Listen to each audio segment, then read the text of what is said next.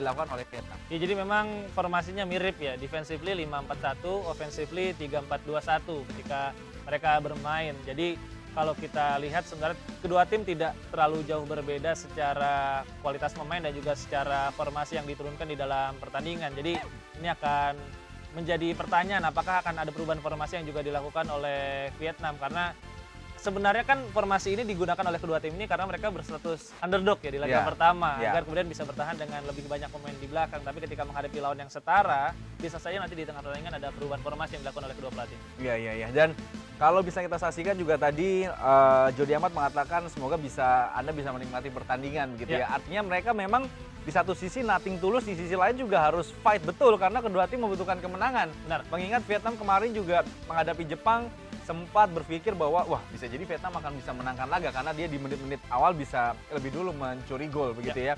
Nah, hal seperti ini apakah bisa membuat secara mental Indonesia bisa dibawa Vietnam mengingat mereka bisa membuat kewalahan tim sebesar Jepang? Ya, kalau kita lihat menghadapi Jepang yang membuat Vietnam bisa membuat kesulitan adalah set piece mereka ya. Dari situasi bola mati mereka bisa menciptakan 2 gol, artinya ini harus diantisipasi juga khususnya oleh Jordi Amat, Rizky Ridho dan juga Elkan Bagot karena masih ada banyak disorganisasi dan di pertahanan dari Indonesia. Tapi yang paling penting tentu secara mental karena kita tahu Indonesia ini kan sebenarnya secara ranking cukup jauh dari Vietnam. Betul. Kita tidak diunggulkan. Jadi kenapa kita tim yang punya ranking salah satu terburuk di Piala Asia justru kita yang terbebani. Harusnya yang terbebani adalah Vietnam karena mereka harus bisa menang menghadapi Indonesia. Nah, underdog mentality ini yang kemudian harus bisa dipertahankan oleh Indonesia. Mereka harus bisa tampil lepas di lapangan dan kemudian memberikan yang terbaik. Karena kalau kita bermain tertekan, ini kan sudah terlihat ya di laga-laga sebelumnya justru kita banyak melakukan kesalahan sendiri. Betul. Artinya enjoy the match tapi tetap dengan fokus yang sangat baik sekali sepanjang jalannya laga begitu ya.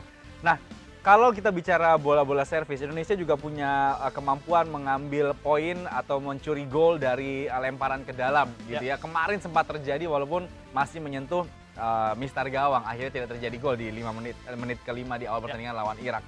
Apakah akan bisa terlihat lagi hal-hal seperti itu di laga menghadapi Vietnam? Ya, itu jadi salah satu opsi sebenarnya. Ini juga mungkin yang membuat Pratama Arhan nanti lebih dipilih dibandingkan Sen Patinama. Tetapi yang harus digarisbawahi adalah ketika pertama kali muncul kan ini bisa menjadi kejutan. Tapi sekarang ketika Arhan sudah menjadi pemain inti di Timnas Indonesia, tentu tim lawan juga sudah mengantisipasi hal ini. Dan banyak tim juga yang mempunyai kualitas seperti ini. Jadi ini bisa jadi opsi, tapi kita tidak boleh hanya menggantungkan harapan kita dari situasi-situasi bola mati. Karena dari situasi open play pun kita bisa menciptakan 1 gol ketika menghadapi Irak. Iya, artinya kita masih punya peluang tersebut ya. Walaupun secara tadi Reza sampaikan juga secara ranking FIFA Vietnam itu adalah salah satu yang terbesar juga di Asia Tenggara, dia 100 besar di dunia begitu ya, dan dengan poinnya dia adalah di rank 94 atau 96, sedangkan Indonesia berjarak sekitar 50 poin atau 50 posisi gitu ya, ada di 146 atau 147 saat ini karena kemarin juga baru saja kalah.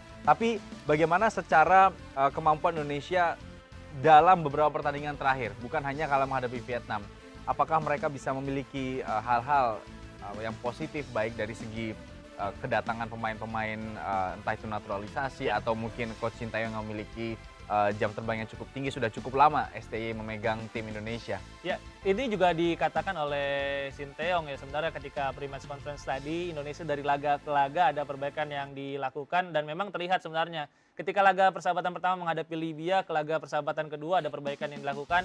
Dan dari laga menghadapi Irak di kualifikasi Piala Dunia ke Piala Asia kemarin juga ada banyak perbaikan. Tinggal bagaimana nanti ketika menghadapi Vietnam ya. Sekali lagi, ini adalah kesempatan terbaik Indonesia untuk bisa mendapatkan kemenangan. Dan kalau kita bisa menang di laga ini, kesempatan untuk bisa lolos ke babak 16 besar sangat terbuka. Ya, didapatkan dari 3 terbaik tentunya ya. Tapi kalau peluang sendiri, menyaksikan bagaimana tekanan-tekanan yang dapat dari tim-tim lawan yang kita ada di grup neraka by the way, ya kan, Jepang, Vietnam, Irak adalah tim-tim yang bisa dikatakan cukup sulit untuk ditaklukkan oleh Indonesia.